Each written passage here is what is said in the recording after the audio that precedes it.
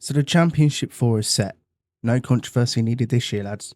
23 up the racetrack. Right, so he overdrives the corner for sure.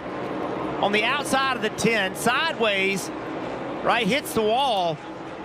And then sure enough, stays in the gas. And the last part of that looks like Chastain. The start of it doesn't. Well, we tried. Hammering you hear is the sound of the nail of the final coffin.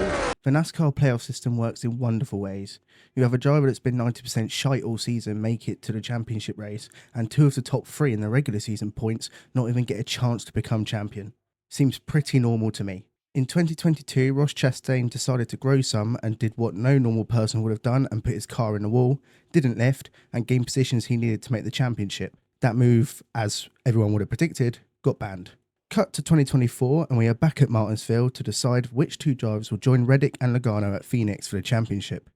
With Blaney coasting to victory after an amazing race, it came down to William Byron and Christopher Bell. As the drivers took the white flag, Byron was in position to make it by 1 single point.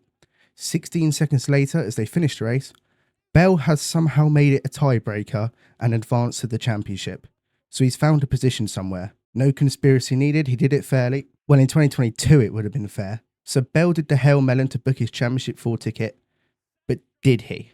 Over to the stewards to decide who made it to the championship race. But this isn't the only bit of the ending where you could say it's controversial. Oh no. For the last 10 to 12 laps, Byron was hanging on to 6th spot, which is the last spot he needed to make the transfer. But there was something odd happening behind him.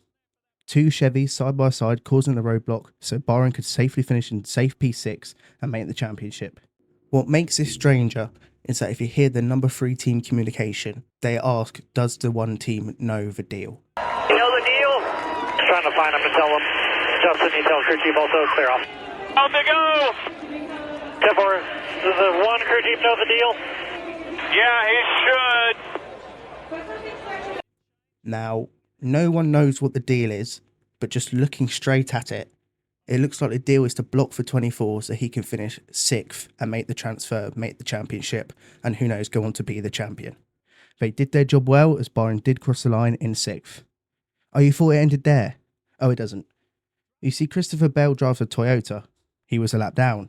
The car ahead of him was Bubba Wallace, who was also a lap down, and he was also a Toyota, when all of a sudden Bubba came over the radio to say this.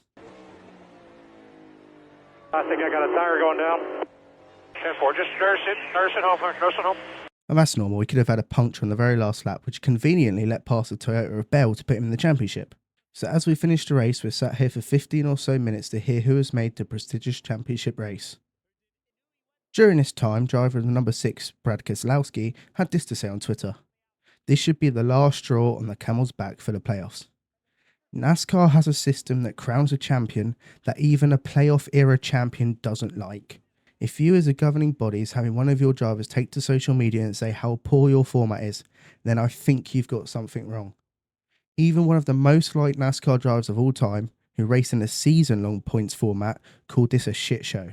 So as the time passes, we find out Christopher Bell's move was illegal and William Byron will make the championship for the 2nd time in his career. The playoff system brings races where drivers and teams and even manufacturers have to try and manipulate the race. Nope, not like that. Just to even have a shot at making the championship race. What also doesn't help the playoffs is the way you get in. Winning, you're in. Pretty simple, but it's effective. The 4 drivers that got eliminated in round of 4, so that aren't making the championship, are the top 4 based on points per race. Kyle Larson, Chase Elliott, Christopher Bell and Denny Hamlin are all the top 4 and will not get a chance at winning the championship. Joey Logano can win the title after currently having the 14th best points per race, the 8th best average start, the 15th best average finish, the 7th best average position, 11th in laps led percentage, 8th in laps in top 15 percentage, 9th in average driver rating, with 2 wins, 11 top 5s and 13 top 10s. He should not be in contention to win a title. Kyle Larson has the best average start, Chase Elliott has the best average finish, Kyle Larson has the best average position, Kyle Larson has the best laps led percentage, Kyle Larson has the best laps in top 15 percentage, Kyle Larson has the best average driver rating, Kyle Larson has the most wins, Kyle Larson has the most top 5s, and Christopher Bell has the best top 10s, yet they will not go to Phoenix.